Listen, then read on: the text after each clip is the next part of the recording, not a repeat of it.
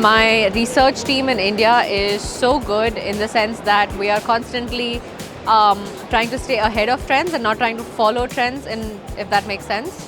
And we're constantly developing new designs, constantly taking a lot of feedbacks from designers specifically to understand what is it that would work best with their design, ideas, mindset.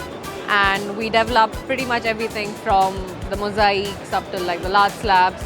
So there's a lot of variety in terms of earthy tones, marble finishes, rustic finishes, stone finishes, concrete finishes. There's so many things that we're offering, and I think anyone and everyone somewhere or the other aligns with the offerings that we have. We are manufacturing in India and we have our own export house in India as well.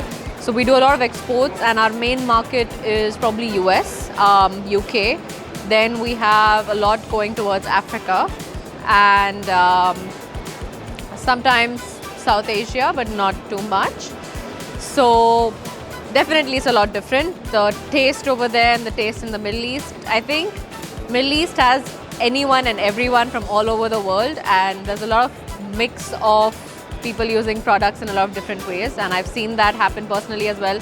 I've seen a lot of designers bring in, stuff from Australia over here. I've seen a lot of people bring in Indian sort of designs over here in some of the other ways. So definitely it's a lot different, yeah. So last year we were here at Index, and honestly, the feedback, the love, the support was overwhelming in the best way possible, to be very honest. And everyone, because we were just like, let's see what people are reacting, how people are reacting, what are they saying.